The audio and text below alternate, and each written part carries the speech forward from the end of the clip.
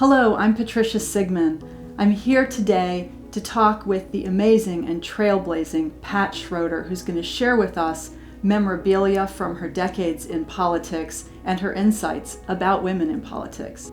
So, Pat, can you show us a couple of items that reflect the changes that you feel have occurred for women in politics over your years of experience? Oh my, I can show you lots of them. To start out with, we literally had one woman finally get elected in 1918, even before most American women couldn't vote. So let's start with her. And then when I got elected in 1972, there were 14 of us. The interesting thing is there were wonderful African American women there. There were 2 in my class, and then there was obviously Shirley Chisholm, who was already there. So we were catching up, but it was very slow. Talk to us about the mirror that you have. Well, when Jeanette Rankin came, she was the first one from Montana, and I guess the boys didn't know what to do with her. So they thought women look in mirrors, so they got some mirrors that they put around. They didn't put a woman's restroom around. And I can add to that, when I came, there was one woman in the Senate. She was from Maine. And when she retired, they made the woman's restroom into a TV studio. I guess the senators thought there wouldn't be any more women coming to the Senate after her. She was the last.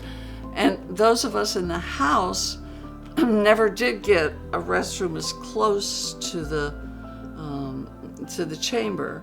We finally got one that's not too far away, but it had been, an old speaker's lobby back when the chamber was much smaller before they expanded it.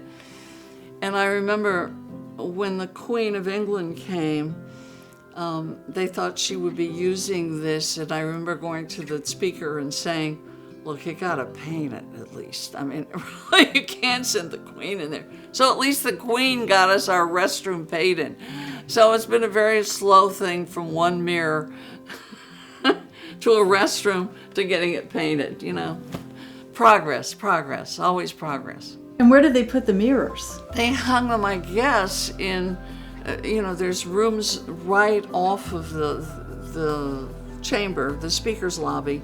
I guess they could put them there so she could kind of spruce up before she came on. But the other wonderful thing I have to say about her, people say, well, what can one woman do? This is the year that we're celebrating the 100th anniversary of women voting.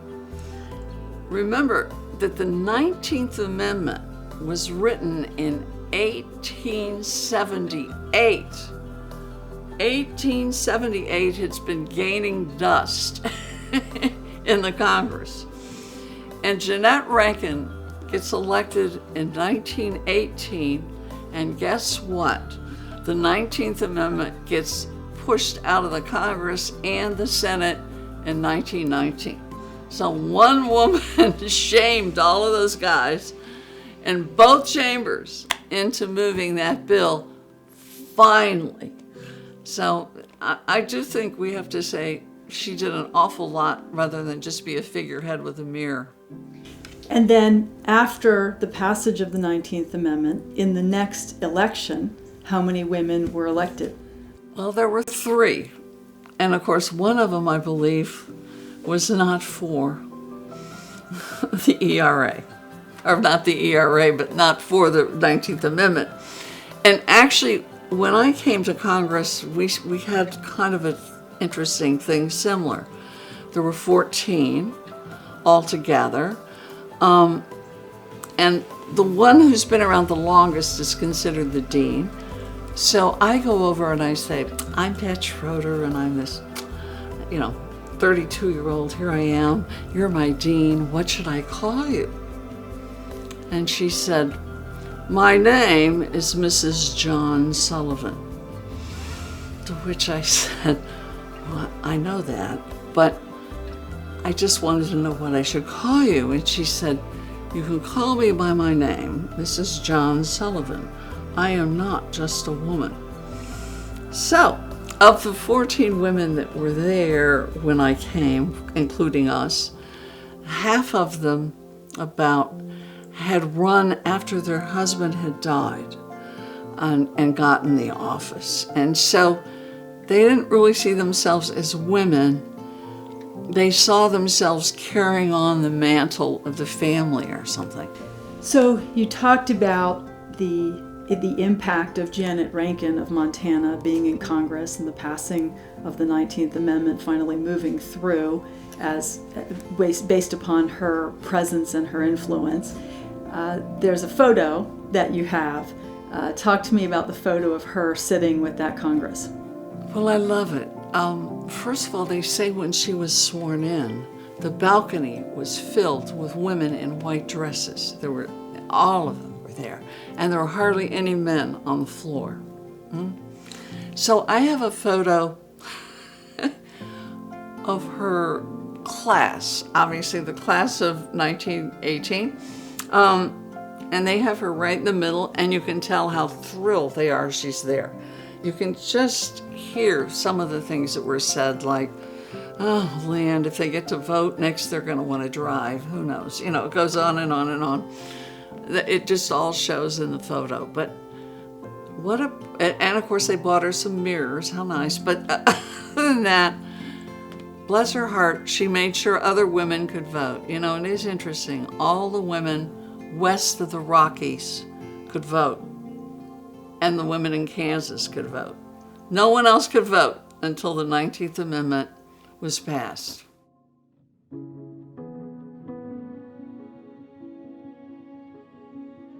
Tell us about the Honorable Ruth Bryan Owens of Florida, who was the daughter of William Jennings Bryan and the inspiration for Ruth's List. Oh, unbelievable woman. I mean, this woman, obviously her father had run for president multiple times, so she had been around the country, she'd seen campaigns, she'd done all sorts of things. And she married a British officer. She lived in Egypt for a while where he was stationed. She spoke, she taught at the University of Miami, I believe. She did all sorts of things. She had 4 children. They were living in Miami because of his health, and she decided to run. She had a small, intimate district that was only 500 miles long, ran up and down the East Coast, can you imagine? And she ran in 1926, and she got beaten by just a handful of votes. She ran again in 1928, and she won. Her husband had died in the interim. She was then a widow, but she won, and she won by really almost a landslide. She won by a tremendous number of votes. She shows up, I mean, this is incredible, and they say, well, we don't really think you can have the seat because, you see, you married an English citizen, so you gave up your citizenship. And actually, until 1922, that had been the law. After women got the right to vote, the Congress did pass the Cable Act, which changed all of that. But during the First World War, women who had married German citizens had their properties taken away because they were considered German, even though they never left the country. So the Cable Act changed that. She pointed out to them they had passed the Cable Act and that maybe they should really comply with it. And obviously she did get the seat finally. She had 4 very distinguished years there. She got defeated in 1932, probably because she didn't move fast enough on prohibition. Her father had been a strong prohibitionist, and she hung in there with him, but the country changed and she lost. But Roosevelt realized what a tremendous talent she was and appointed her to be our first woman ambassador. So she was our first woman ambassador. She went to Denmark. Now, The exciting thing about Floridians is none of them know the story, which makes me absolutely crazy. And there's this wonderful group of women that have put together this thing called Ruth's List. It's very hard to say. It sounds like ruthless. But no, it's Ruth's List. And it's to honor her, but it's to also get women into politics here in Florida and get them elected. I think only 16 or 17% of the seats in Florida are held by women. It's pathetic. At least in Congress, we're now up to almost 25%. So come on, Florida, catch up, and everybody should subscribe to Ruth's List.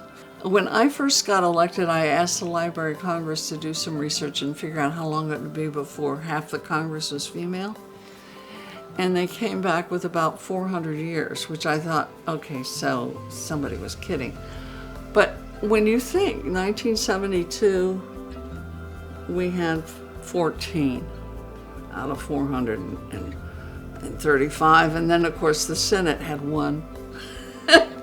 And now everybody's very excited because we're almost to 25%.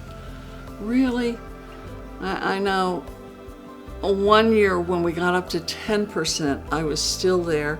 I was on the floor when they were swearing in the new women, and one old bull said to me, "I hope you're happy. This place is looking like a shopping mall." And I said, "Where do you shop? We're only 10% are women." I mean, really? So yeah, it's been very slow. And at the state government level, it's been slow too.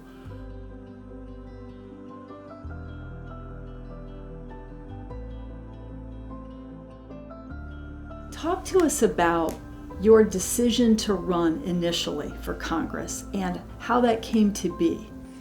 Oh my goodness. Well, I had never run for anything but a bus, maybe, okay? So my husband was on this committee of young Democrats, and the guy who was going to run with the Democratic mantle was very, very retro, shall we say, very proud of being a conservative Democrat. And the incumbent was very well entrenched. He had closed down the movie I Am Curious Yellow, and he had closed down restaurants that served hippies, and he was Mr. I'm tough. So and it was also Nixon's year, so Nixon looked like he was going to have a real rout, and he did. I remember he carried every state but one. So everybody they went to run in the primary against all said no way. So one night he comes home after I've gotten the children to bed, and he says, "Well, guess whose name came up tonight to run?" I said, "I don't know." He said, "Yours." I said, "Mine? What are you talking about?" He said, no, you really have to do this. You'll never win the primary, but somebody has to go talk sense. I'm like, really? And he said, yes. He said, you really should do this. So your husband came home and he said, "You're going to run for Congress." He said, yes, and he promised me I would never win. I had great part-time jobs then, which were always hard to get. I was a part-time hearing officer for the state of Colorado when I was teaching at the college. I never gave up my jobs. I was so convinced that. So there was the primary, and I won. My average campaign contribution was $7.50 for the whole thing. Well, then once you win, you can't say, well, you know what, so, okay, now we're in the big time, here we go. I remember going to Washington, the Democratic Congressional campaign said, "Oh my God, you won?" No, we can't, no. So nothing there. So we continued on, and again, they just assumed that there was no way that I was going to win, and I won again. And I remember that election night so well. At about 2 o'clock in the morning, my dear husband went down to the election commission. He kept saying, "There's just got to be a mistake." Because it was like our whole life had just been thrown up in the air. And we decided that what we would do the next morning is pick up the two children and go to Disneyland. That's exactly what we did. We said, we're going to sit here and try and figure out, okay, now what do we do and how are we going to get through this? And we did. So it all happened, but it was an absolute crazy time.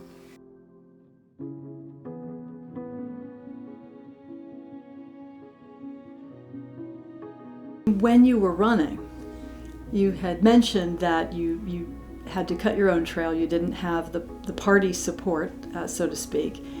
Talk to me about how you got your message out during the general election, and what you did that was maybe unconventional at the time. Well, first of all, we had no money. And you know, how much of your own money you're going to throw into this thing that everybody tells you you're a loser. So, you know, we said, okay, well, we'll spend what people give us, but we're not going to go bankrupt trying to play this game. So we got paper to make posters. Luckily, young people got so excited about them that they started showing up all over Denver. People kept getting these posters out. We made little postcards and asked people to please mail them to 5 of their friends, and they had to float the postage. We had lots of coffees, lots of meet and greets, lots of things like that. You know, luckily it was in a city, and that way you could have a lot more visibility. We would walk down the main street of the downtown carrying a sign. People would say, oh my God, it's just not very. And I'd say, look, I want them to know who I am. If they want to talk to me, I'm here. And it was not exactly your traditional campaign in any way, shape, or form. And you sat at the kitchen table and created messaging and posters, right, with photographs that were not of you necessarily. That's right. Talk about that. You know, well, people would say to me, who's doing your media? And I'd say, kitchen table media. That's what we call ourselves, because, you know, friends would come over and we barnstormed about what it was we really thought needed to be discussed in Colorado. And I was very much an anti-war candidate, so we took pictures of the military cemetery with a bird flying over it and put those out on the posters that said, yes, many of our troops have been withdrawn. I mean, it was a heavy hit piece. And then the back was the whole, you know, we wrote what I felt about it. The Olympics were coming and it was on the ballot, and so we found an elderly lady walking down the street of Denver, and under that we said, cheer up, the Olympics are coming, you know, because it was going to cost a fortune and our taxes were going to go to the ceiling. And that really got to people. And then we saw a migrant child sitting out there that people don't talk about. We had a lot of migrant children sitting under a crucifix, and we said, this radical troublemaker wants something from you, hope. And so we put those out, and as I say, people started plastering them up all sorts of places they probably shouldn't have. But that was certainly better than a picture of me. They were much more interested. And I remember the powers that be in DC went, oh, these have gone out. Oh, this is terrible. You're supposed to have a picture of you with your family, you know, on a bike to show that you like the environment, with a police officer to show, you know. And I was like, yeah, well, no, we don't have that. So you bucked all of the conventional wisdom about how you get your message out and what it looks like, and you won. And we won, yeah. And do you think that your kind of go for broke style, your not worrying about doing everything the right way that people normally did it, but just going with your gut, do you think it made a difference? I think it made a lot of difference. First of all, to be honest, I wasn't harassed that much because they just all figured there's no hope. I mean, what, 31-year-old with 2 small children? No. And I made great mistakes. My classic was, I have real trouble with people asking me silly questions. And when about the 50th time some reporter said to me, "How can you be a congresswoman and a mother?" I said, "I have a brain and a uterus and they both work." And it was on the front page of the paper, above the fold, So, I mean, people were just shocked that you gotta keep remembering this is 1972. My mother was gonna, cut off her subscription to the paper because she was sure her daughter would never say that. I mean, it was awful. But there were many incidents like that. And so in a way, I wasn't harassed by the powers that be too much. I think they just kind of figured, look, this is a lost cause, so how much time are we going to spend here? And you talked in your posters about the people, about putting the people first, about serving the people, about when she wins, we win. What was the impact of that, and what kind of difficulties did that, at the time, unusual message cause for you? Well, the She Wins, We Win motto, which was the motto of our campaign, the FBI was communist. And so, as I found out many months later when I finally got my FBI file, they hired someone to break into our house, they hired my husband's barber, they hired all sorts of people to monitor what was going on with this crazy woman. They didn't like the peace sign, they said it was a chicken, you-know-what sign, and they said I wore those kind of pins, and the She Wins, We Win was clearly communist, and it was insane. They even put a thing on our phone, and I said, I think it's wonderful to think of some highly paid federal employee listening to my son call and said, "She hit me first." No. Really some fascinating conversations they must have had. And you found out from a news report that they had been breaking into your house, right? We had multiple break-ins. And after I got elected, obviously we got the Denver Post in the papers every day. And one day on the front page of the paper was this story about how they had arrested this Timothy Redfern, I'll never forget his name, breaking into houses in Denver. And he said, "You can't arrest me because I work for the FBI. I'm the one that breaks into the Schroeder house." Well, isn't that interesting? And that's when I applied for my FBI file. And when I got it, it was fascinating because the stuff he had stolen was all the stuff that you could have walked into my campaign office and I'd handed it to you. She wins, we win, yeah. You don't need to steal. I belong to the League of Women Voters. Oh my goodness. The Vietnam veterans against the war. Oh, I mean, I was a horrible person.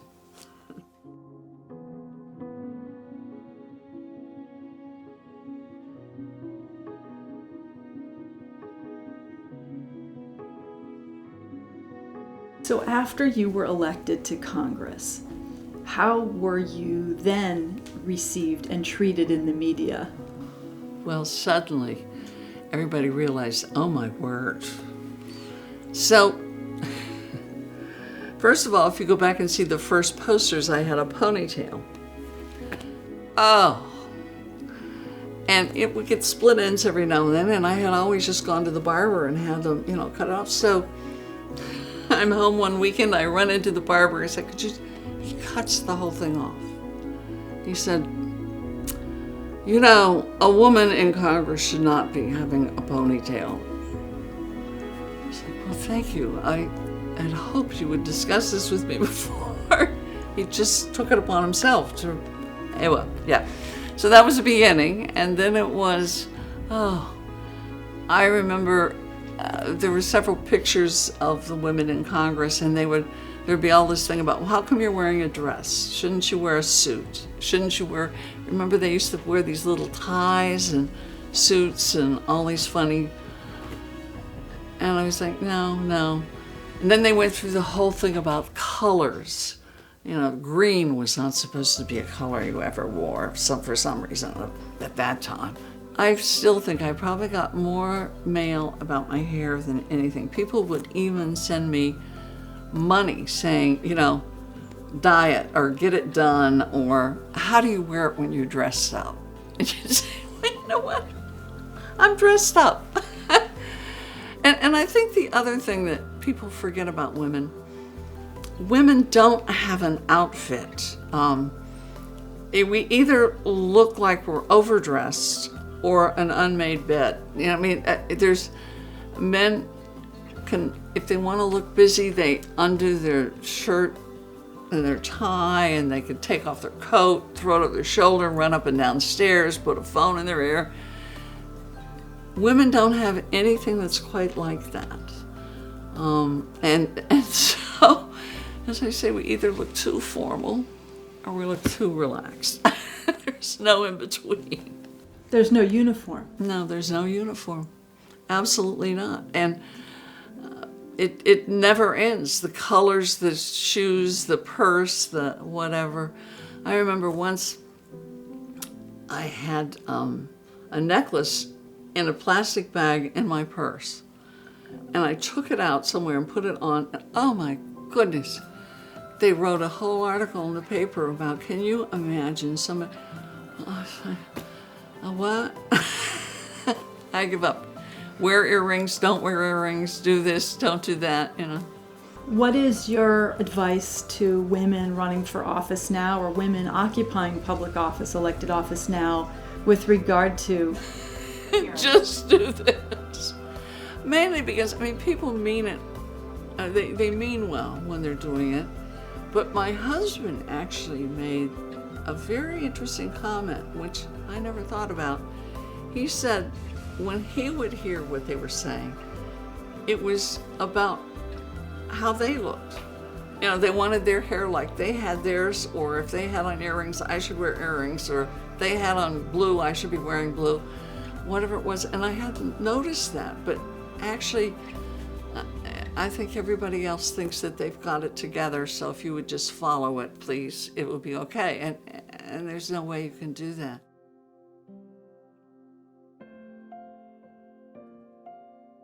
I have to also put a little plug in for my husband. This is pretty funny.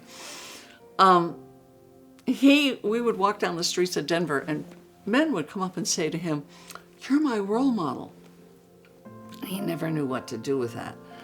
But he did this hysterical thing. He and some other men formed the Denis Thatcher Society. That was back when Margaret Thatcher was in. And their motto was, "Yes, dear," and they only met where they could sign their wife's name to the bill. And it got written up in People magazine and all these things. Well, the British Embassy in D.C. thought it was legit. They thought it was like really a fan club. So every time Margaret Thatcher would come, they would call and say, "Do you guys want to meet with Denis?" Well, Denis would be delighted because he would get all these awful meetings. and they would get to talk to Denis. And he says one of the funniest meetings they ever had was Denis pulled this letter out of his thing. It said, "I'm really worried about you Americans." He read this letter. It was from a man, I think in Connecticut, whose wife had just become the president of the Connecticut Garden Society, and he wanted some tips as to how he should deal with this. And so Denis said, "Really, is the Connecticut Garden Society anything like being Prime Minister of the UK?" And they had some wonderful giggles about that. He has been a great champion of your career. Yeah, I could always say, "Wait a minute, you got me in this." Does that work? It worked.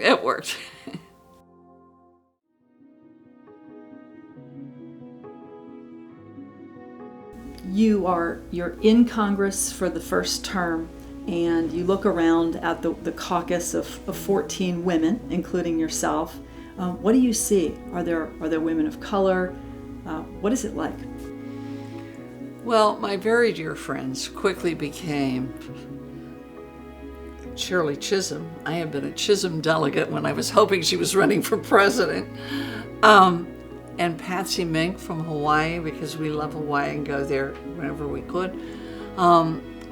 So they were there, and and of course Bella Abzug was a character, and you couldn't help but adore her. But in my own class was Barbara Jordan, who was fantastic.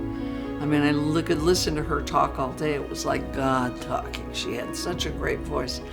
And Yvonne Burke, who was this beautiful woman from California, who was very, very wonderful too. We used to double date and do all sorts of things. So, yes, we had for our small little group, it was really very well integrated.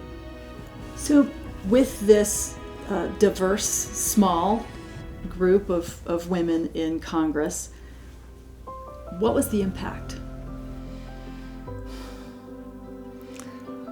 Well, actually, there wasn't that much impact the first 2 years, because what really took over the first 2 years was the anti-war and the impeachment. I mean, this was incredible. The very exciting thing that happened was when Nixon left, there was this whole new flood of young people coming into the Congress in 1974, the Watergate babies, And so there were more women coming in, and that's when we finally could get organized and be a lot more meaningful than we had been. You came to be a member of the House Armed Services Committee. Talk a little bit about how that came to be. Well, I had a pilot's license. When I was 16, I got a pilot's license. So I thought, okay, well, I know about this stuff, and everything I'm going to ask for is going to require money, and they're going to tell me, oh no, it's going to go to the Armed Services Committee because we're at war.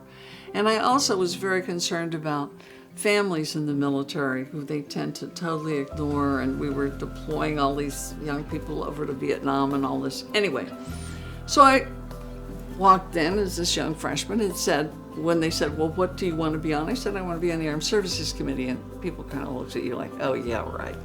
Well, I got on, and I was assuming it was because of my great abilities. It turns out that the gentleman, Wilbur Mills, who was making the assignments, he was very powerful and head of Ways and Means. His wife had been watching this from afar and told him, Wilbur, you give her whatever she wants. So that was very nice. So that was kind of how I got on. But then a little later, we found out why he listened to his wife, which was kind of unique. A lot of guys didn't listen to their wives. He listened to his wife because it seems that she did all the campaigning for him. He hadn't bothered to go home. And part of the reason she did all the campaigning for him is he was very busy in D.C. with a woman called the Argentine Firecracker, who was discovered in the tidal basin by the police one night, who spilled all the beans about how Wilbur Mills was her great love. And yes, he was a little guilty. Not only that, had she campaigned for him the whole time, she also got a serious illness while doing it. So he was listening, and that's kind of how I got on, instead of by my great merit. What happened was, it was the first time anyone had overruled the chairman's veto. I had been vetoed by the chairman of the Armed Services Committee, and his name was F. Eddie Hebert from New Orleans, Louisiana. And he was furious. And they also put on a young African American from Oakland, Ron Dellums. And so the first day the committee met, Ron and I walk in, we're quite proud of ourselves, here we are, and he goes off. He goes off like a rocket. The chairman? The chairman could not shut up. He was like, this is the worst thing that's ever happened. This is terrible. Never have vetoes been overridden before. I vetoed these two people because they're only worth half of what the rest of you are. And he said, but the amount of power I still have is how many chairs are at the dais. And since these two people are only worth half of the rest of you, I'm giving them one chair to share.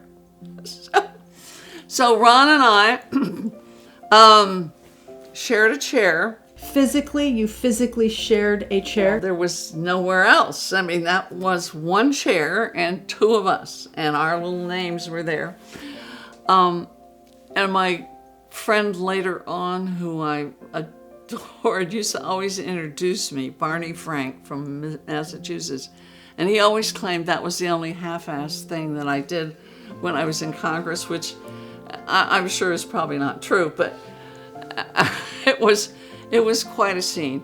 Now, the thing that I did from that, which was like my campaign, is rather than be quiet and humble and wait and try and make it up with the chairman, I had buttons printed that said, help, I have a bear by the tail. Actually, I think he had me by the tail, but we went out and talked to the press. We had a total fit about how we were being treated and on and on and on. Well, so we got through those 2 years, but remember I said 2 years later, we got the Watergate class coming in, and they had this whole new idea of let's vote for chairman. Oh yeah, what a great idea. And F. Eddie Hebert got removed as chairman of the committee. So it really worked, but it was a gamble because I remember older members telling me, no, you're playing this all wrong. You come here, you shut up, you take your seat, you wait your turn. And I'm like, yeah, but by then I would have forgotten what I came here for. Are you kidding me? I've got things to do and I probably will never get reelected because people kept saying to me, you're a fluke, aren't you? Well, I didn't get reelected, luckily, but it was a very nice thing to see that people really focused on how he had abused his power. And so that was a good point. So your presence on the Armed Services Committee really changed the way that committee was run. Absolutely. And it also changed how they picked chairman. It was no longer who outlived everybody, that the caucus had a chance to say, no, this guy has abused his power. And, many of them had really abused their power. There's no question. There were several other chairmen that were taken out too, but we started it.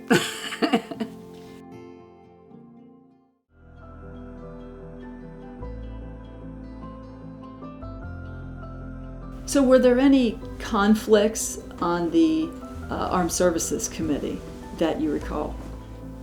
One of the things as a pilot that it uncovered is at the end of our main airport, there was this military base with all this stuff out there. And when I got on the Armed Services Committee, I could find out what this stuff was, which was, it was a bunch of very serious nerve gas that had been created in the Korean War in case the Chinese ever used a nuclear weapon.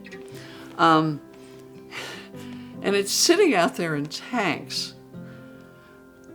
Now, my problem was, I wanted it done, I wanted it out of there, but I didn't want to talk about it because some idiot might say, that's the way to paralyze Denver. You take a little plane up and you go around and you say, if you don't do what I want to do, I'm going to go into those, and you guys are all dead. So the military knew they had me right here because I couldn't build a campaign on it. So it was long and hard. Ron was very helpful, and we finally did get all of that stuff. You couldn't move it. It was too dangerous to move it. It all had to be demilitarized. And to do that, you had to build negative pressure buildings. Oh, I mean, it was such a, and it is now a wildlife center. I am very happy to say, and we are introducing little black-footed ferrets in the neighborhood along with buffalo and everything else. So it now is just an absolutely adorable, but it was a very scary thing. So for a politician, it was hard because you couldn't build local information about it. You couldn't even talk to people about it because you didn't want anybody to know what the hell was out there. And yet, finally, I got it through and convinced them. I'll tell you how I did it. I found the gentleman who created it. He was Dr. Kiskinkowski, God love his soul. He was still teaching at Harvard. I went up to see him and I said, I got this problem. He said, no. He said, you know, the detonators on those are very unstable because we never thought we'd... I said, oh, you have just really made my day. But knowing that, I could then say to the military, knowing that the detonator's unstable, and you know the detonator, you better get that stuff out of there because that is not a good idea. So they had to be first demilitarized, and then they had to take the nerve gas down. So, yeah, it was quite a task. And it's amazing to think about how the moment that you got onto the Armed Services Committee put you in the position to accomplish that. And I didn't even know about it. And what could have happened if you weren't put on Armed Services? Yeah, you never know. And as I say, if I hadn't been a pilot, I wouldn't have even known there was something out there to go look at. Rocky Mountain Arsenal. But guess what was in that arsenal? And this is just one more example of the benefit of having a more diverse legislature. People from various experiences and backgrounds who may notice things that other people don't notice. That's exactly right.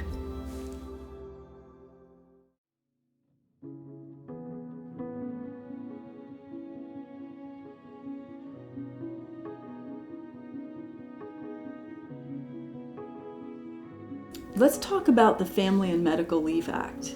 How did that come to be? And I know that you sponsored the Family and Medical Leave Act.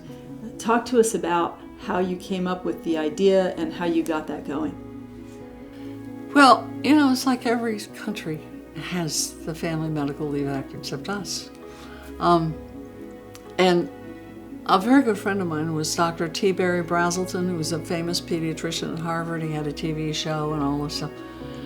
And he said, you know, this is just, he had written a book and it became a bestseller in France, and he couldn't figure out why it was a bestseller in France, except he found out it was because they couldn't believe how backward we were. So we decided, okay, well, we got to do this family medical leave. And he said, I will come down, I will help you. Bless his heart, he did. And we went around. He was the response to Dr. Spock, right? He was a response to Dr. Spock, yes. So we got the bill introduced. It took 9 years. And it got so watered down. I mean, it got watered way down. And they lifted it to 50 employees before they were covered in it. And they took out our experiments to figure out how to pay for it. I mean, but at least we got something. Now, how did we get it? First of all, we had men and women in it. And I would go into the cloakroom and guys would say, you know, take men out of it and we'll be for it. And bless Kennedy's heart, when his son had to have a serious operation to have his leg amputated, he took off. And he came back and he said, you guys are wrong. You know, men need this too. So we got him going. So when I looked at running for president, I talked about it a lot. And then when I dropped out, I had several people say how sorry they were because they really thought these family issues needed to be discussed. So a good friend of mine wrote Family Ties, Gary David Goldberg.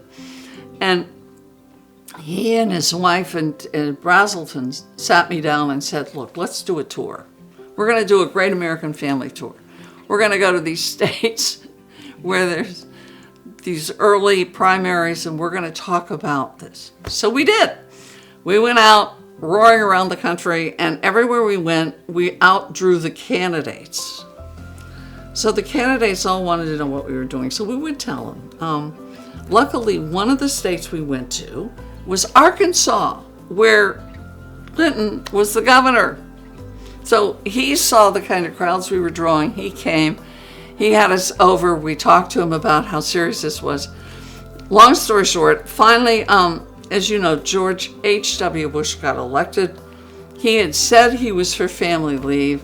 We passed it. He vetoed it. He said he was for it in theory, but he didn't mean it to be law. Thank you very much. So it was another 4 years. We passed it again, finally. Again, it had been modified every way from the moon. And then, obviously, Clinton was in office, and he signed it. So we finally got it, but it took 7 years, incredible work. And it's an add to the story. A couple years ago, somebody called me and said, you have to come up. We're celebrating 25 years of it passing. And I said, there's no way. I'm so embarrassed you didn't increase it. I can't even tell you. Yes, we finally have family leave, but we're at the bottom of the list. No one has as little as we have. And if you think I'm going to come up and say I'm proud of you, no. Well, that law has had some important impact. Do you agree? Oh, it has. It has, and it's been amazing when I go around. People will tell me how they used it and so forth. But sadly, we should do so much more. It's just why we don't do more for families, I don't know. You know, in other countries, people see, the Washington Post used to do this thing about if a lawyer in Germany had a baby and a lawyer in D.C. had a baby, what kind of support would they have? Well, you wouldn't believe the difference. I mean, in the U.S., zero. It was. Unless now, if they happen to work for a firm of 50 or more, then I guess they could have family leave, unpaid leave. But, you know, it's not very good. Who co-sponsored or who else assisted you with getting the Family Medical Leave Act through after all those years? Well, it was, as I say, Kennedy picked it up and did very well in the Senate, obviously. He worked very hard on it. And then Gebhardt, who was then the speaker, his son was in a terrible car accident. And suddenly he finally understood what family leave was about. So he started helping. But and then we had a women's caucus too. And the women's caucus was very active at that point. It's not now, but it was very active. Well, it was an important moment for working people, and so as a labor and employment lawyer who applies that law on a regular basis, thank you for all of your work. It's really important. It is important, and it's, you know, the chamber, you know, for 2 years did stuff around trying to find out how it was going to ruin everything. I remember the one from the South said, everybody's going to have their babies during deer hunting season. I said, Southern women amaze me. I don't know anybody in Colorado that would plan their baby around to go hunting. Are you kidding me? And FMLA was back in the news more recently with COVID-19 because there was a temporary extension and expansion just related to the pandemic. That's right. So you provided the baseline for which that could be used as well. Yeah.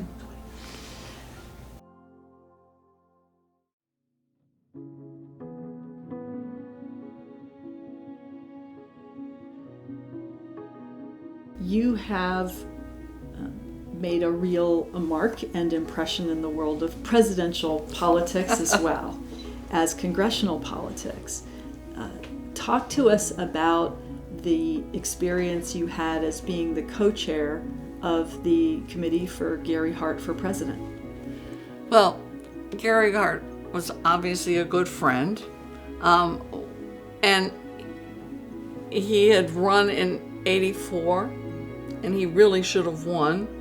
That was the year that the wonderful DNC, because they were so afraid he was going to win, changed it so that elected officials could be superdelegates.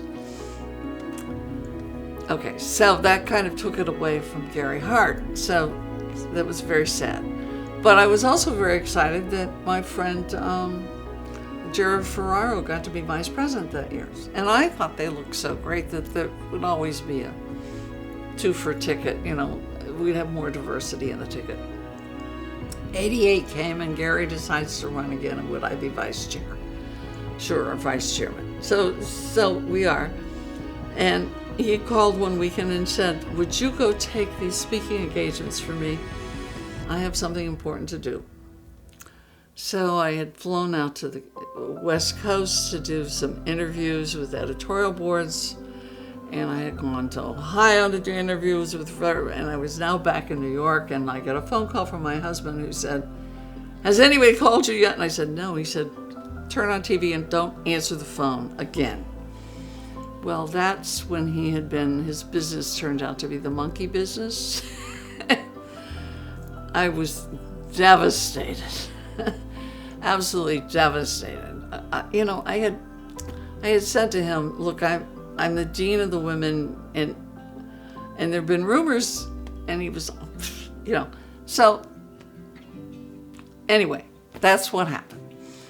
So I was so angry that I thought, well, doggone it, I've been running around doing a lot of this stuff. Why don't I just run? Well, it was kind of the stupidest idea ever. I mean, there were already 7 candidates.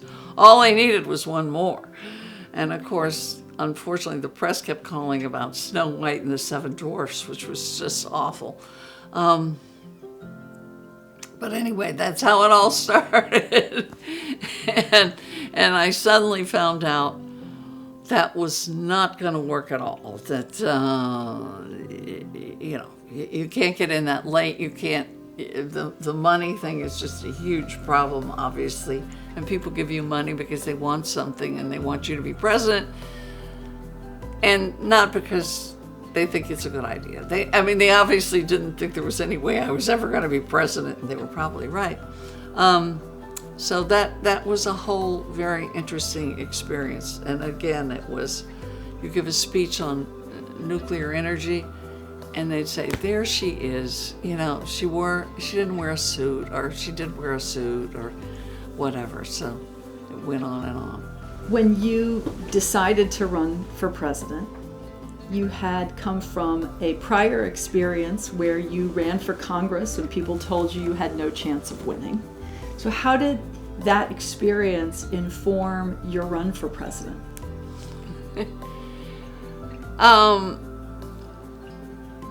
I think that I thought by the country seeing Geraldine Ferraro just 4 years ago, it was ready. So it's like, okay, we're there. We have done this. Women are moving. So away I went. And not only that, I have been doing a lot of it for Gary, but it's interesting, if you are a stand-in for someone, it's entirely different, obviously, than if you are the candidate. So about the 7th time, somebody said to me, a journalist would say to me, why are you running as a woman? I thought, oh my word, okay, well, I guess I really misguessed all of this. And I remember being in the South somewhere giving a speech saying, it's so hot, don't you sweat? And she, oh, horses sweat, men perspire, but we women, we do. And I was like, oh, you know what, I'm in real trouble. Oh, I don't know where am I? So it was very clear that the country was clearly not ready. I'll never forget getting introduced by one state chairman in the South when I thought, well, maybe I was wrong. He was like, I like this woman. It's a fine woman. This woman knows more about military and everything else than all these other candidates combined. And I don't mind having a woman president, but I cannot believe we can have a man for first lady. And I was like, oh, okay, now I got to get up and give a speech rather than say, what? Are you guys, you're nuts, And that's when I realized, you got a long way to go yet. So you spent about 5 or so months on the campaign trail. And wonderful people around the country had these fabulous run parties, and we had parades in Philadelphia, and we had all sorts of good things going on. But no, it just was, The other frustrating thing, to be honest, I would get letters from men saying, why don't you want me to vote for you? And I'd be like, what? No, I want everybody to vote for me. What is going on? And what would happen is we would have very varied schedules every single day, doing all sorts of things. But the only thing they put on TV was my going to a women's group. And so people were interpreting that as she just wants women to vote for her. She's running for women. And it was very frustrating. You know, I talked to the media, and Jesse Jackson and I had a talk about it because he was running too, and he said, they only put me in front of black groups. And so I'm like, okay, she goes to the women's group, and he goes to the black groups, and everybody else goes to the multi groups. So it was a real problem with the media too. Did you, during your presidential campaign, keep your own unique style of messaging, of communicating? Oh, of course. You know, no, I didn't have any consultants, and I didn't have any. The only one that did a poll, which was kind of interesting, I think it was Time Magazine did a poll, and I ended up being third, which was pretty fascinating. But you know, I was never going to be beyond that. So, and I do think women have to be very careful around these consultants. They're not used to dealing with women. And so often I think they give them bad information. I don't know. What do you think a woman who's running for office needs to do to maintain her voice and her gut instinct while she's running for office? I think maybe this. Listen to real people and not to people who are trying to build you an image. I mean, you're not an image, you're a person. And I think you do a whole lot better trying to relate to people one-on-one and what they want and what you're hearing. When you decided to end your run for the presidency, you gave a very wonderful speech about it. And I know that you showed some emotion in that speech. Talk to us about what the impact of that was. Oh, that was amazing. I'm giving this speech, and when I say I'm not going to run, there's this incredible groan from and you suddenly think, oh my God, all these people who gave up their summers, who did all this stuff, who worked so hard, I've let them down. I have let them down, and the last thing I ever want to do is let people down. And so I shed a few tears. I came back and finished the speech.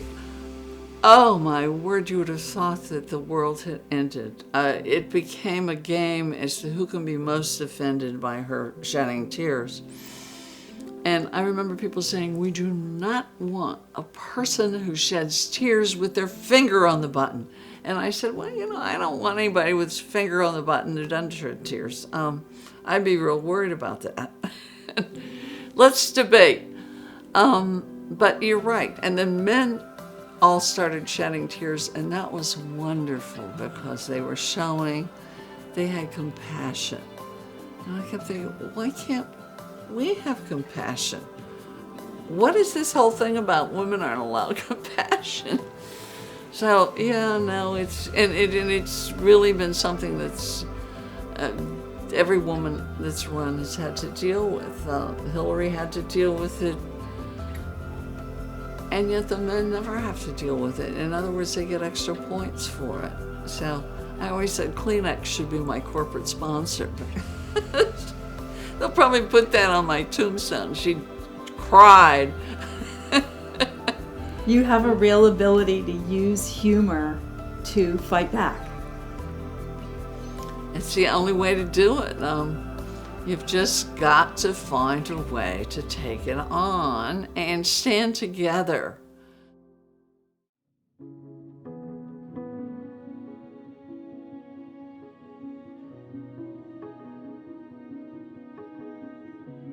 Where do you think that women are now in the growth and evolution of women in politics as compared to where women were when you entered Congress and even when you left? Well, I mean, we have Nancy Pelosi as Speaker.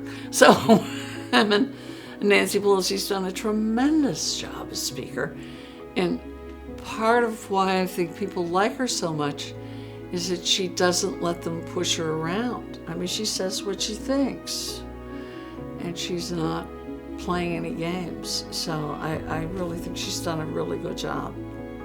And I think that's reflected on other women too, that they've really come through very well. And do you think that women in running for political office and in political office now should be more fight back oriented, more bring the fight to the opposition oriented, or what do you think is the way that women can make gains in getting in office and holding public office? I remember trying to help one woman who was running, and she called me one day absolutely in tears. Her opponent was running an ad against her, and it was a male lion roaring with his paw going across the sand, and it said, "Is she ready for the den?" Right? And she was just, what am I going to do? I said, you're going to have a press conference, and you're going to walk out there, and you're going to say, "That's the first male lion I've seen awake. You know, the women lions are the ones that get the food, run the whole pack, do the whole bit. What did they do to that lion to get it up?" And I said, "You're going to have fun with it." And she was like, "Oh, yeah." So I think sometimes we take everything so internally and we get so tight around the knot. I mean, I have fun with it. Say, what is this? My first opponent used to call me Little Patsy. And he was like 3 inches shorter than I was. I would say, "Well, thank you." and people would all laugh, and he didn't get it. I loved it. I mean, you just have to keep a sense of humor about it. But you're talking about circumstances where not only do you keep a sense of humor, but you do fight back in your own way. You fight back with a sense of humor. I mean, I don't think you just stand up and say, "Well, that was a terrible thing to do." Yeah, blah, blah, blah. I mean, that was ridiculous. So there are women right now serving in the House of Representatives and making a lot of news, a lot of headlines, and garnering a lot of momentum and attention. Talk to us about what you see right now in the House of Representatives and the role of women. Well, if my husband were here, he would say I was clearly the AOC of 1973. I mean, and that's probably true. You know, everybody was like a 32-year-old in here with 2 little children. What is this? You know, what is this? And wants to be in armed services and wants to, you know, she's anti-war, and I was like everything that you weren't supposed to be. I think that they're bringing a whole new message to the Congress, and the suits may not like it, but they should get over it and listen, because I think they might learn a lot about how America's changing. And how they really should listen. And that was kind of what my mission was. I mean, when I ran for office, there was one elected official in the Democratic Party that backed me. And he was an African American. He was the only African American. We were like all alone. And I know people thought we were absolutely what are they doing? This is crazy, yada, yada, yada. But that's what really life's all about. You've got to learn to duck your head and roll with the waves to learn what's going on. And so now you see so many women running, and you see the work of organizations like Ruth's List and Emily's List promoting women running for public office and supporting them. And what do you think that is different now? And what do you think women need to know about how to help each other? We had none of that. I mean, none of that. We had nothing like Ruth's List and nothing like Emily's List. So yes, it's marvelous that there's some support. Gloria Steinem used to say, if women would just give other women the amount of money they paid for their last outfit, we could take over the world. And she wasn't far from wrong, Why? I used to see how people gave me money because it's all, if you're in Congress, it's all. So the same guy that would give the other Democrats in the area $500 would give me $50. And I think, you don't want to confront him and say, what do you think, I get a discount? I mean, what is this? But it happens. I mean, it is so much harder. And I would also see how men raise money versus women. My husband gets phone calls from his classmates saying, I'm raising money for the symphony and I'm raising money. And they all trade checks, Women don't do that. Every single thing is like, well, I don't know. Is it really worth it? We're beginning to get through that. But we still have a long way to go. I mean, there's a long way before women have anywhere near the equal funding. So we kind of always have to do it on the cheap. I used to make my commercials in half the time saying, I have to talk really fast because you see I can only buy half of this. or doing it. But yeah, I mean, yeah, because that's the real world. I mean, they're only giving you half as much money, you can only buy half a commercial or half a piece of paper. What do you think needs to happen to change that? Do you think that having a woman as a president or a vice president, what do you think will change that dynamic? Well, it's very gradual, but the one thing that gives me hope is 2 years ago, my 13-year-old granddaughter was having to go to France because her father had a sabbatical in France. So she calls me and she says, Grandma, I don't know anybody there, and my French isn't particularly good. She lives in Montana. They don't speak French in Montana. So she says, I think I'm going to run for president of the school. I'll meet a lot of people and I'll have to practice my French. To which I almost dropped the phone. And I took a deep breath and said, that's a fabulous idea. Well, she did, and she won, which is really quite amazing. I didn't expect to win. But I thought, in my generation, I don't think I know one person my age that would have ever solved that problem that way. And maybe this generation is going to finally get it, because here's this 13-year-old. It's a logical thing. If you move in and you don't know anybody and your language isn't good, this is going to make you talk and it's going to make you meet. And it worked. But even if it didn't work, she still had learned to talk and meet. She got 2 out of 3 if she'd done that. She ended up getting 3 out of 3. But if more women do that, that's going to be great. One of the frustrating things is, first of all, talking women into running. Because, well, I don't know if I should, and and then if they're running against a man, the whole idea is, well, do I really want to beat him? Well, of course you do. That's why you're running, and you think you're better, so you've got to tell them. And telling somebody you're better than. I went to Harvard Law School, and I remember them coming and saying to us, you women don't tell people what you've done. The men put in, in 3rd grade, I was president of the class.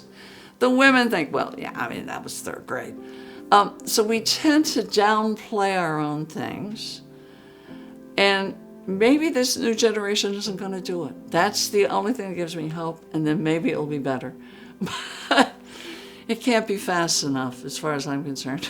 Well, certainly women like you who blazed that trail early inspire and give courage to those of us who run later, right? And your granddaughter who ran for office for her school was probably inspired knowing the history of her family that you had done it, right? So is part of that just leading by example?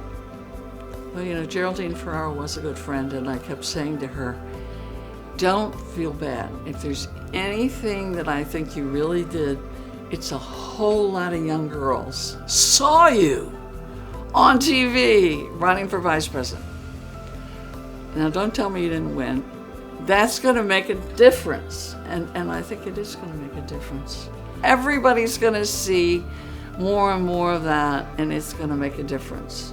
But, oh man, it's been a long time. I'm 80 years old. Come on, hurry up.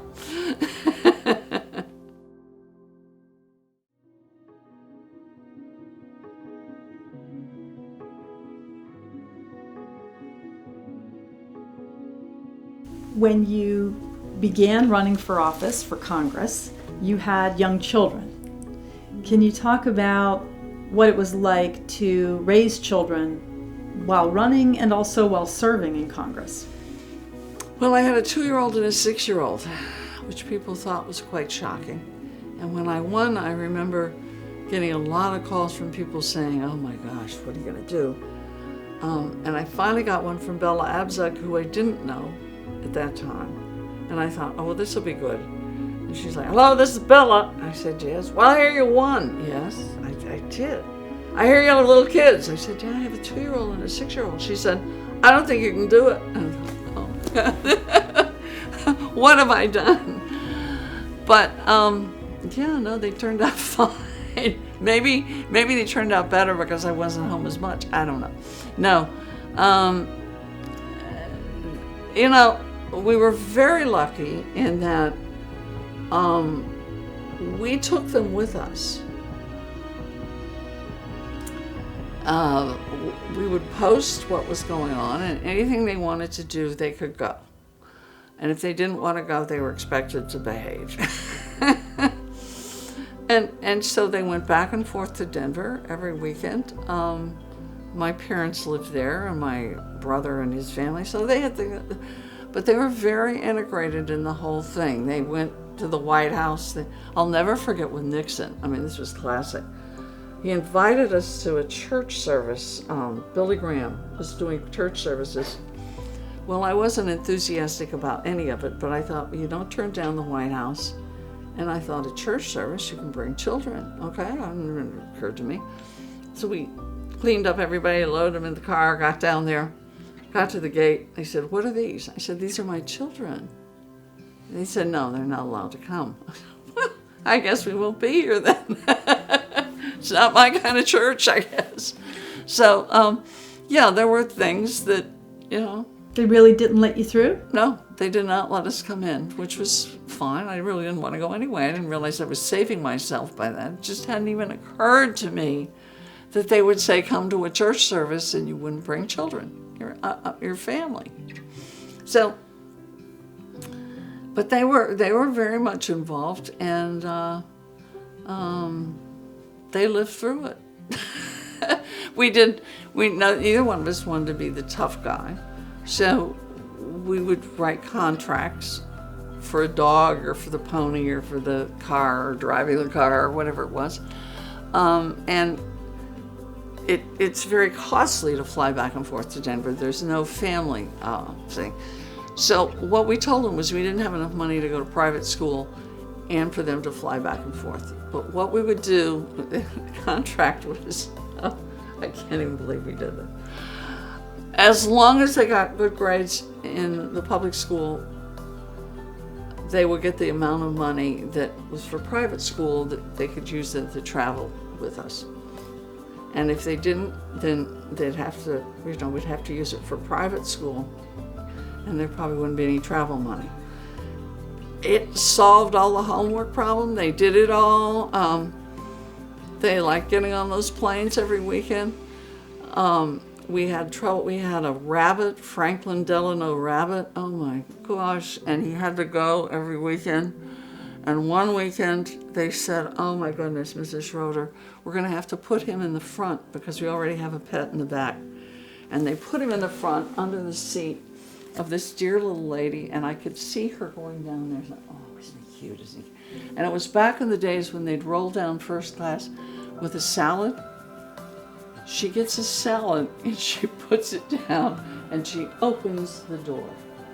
And Franklin breaks for freedom, and both kids are out of their seat, and they're chasing Franklin up, and I mean, it was a scene that you never want to have to go through, and you're trying to be fairly respectable as a congresswoman because everybody's going into Denver. Anyway, just one more time. I mean, some of those scenes of how many Cokes you had spilled on you before you got there and how many glasses of milk and, flies I thought were going to follow me down the stairs. But you live through it, and they lived through it, and they grew up to be great adults. Who caught the rabbit? Our son finally caught the rabbit.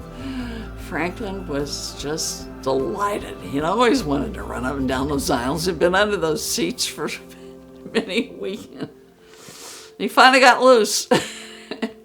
So women running for office or being in office that have children, you think they should include them and bring them around? Yeah, and there's all sorts of stuff that you have to tell women aren't important, or at least talk to your kids about it. I remember once there was a bake sale, and I stayed up late and baked something because I thought I've got to have this child have a cake or something. And I came home and I said, well, how did it go? And he said, well, it was okay, but he said the rich kids just brought money. And I thought, well, and I just said money. He didn't care. And I remember once Jamie was in some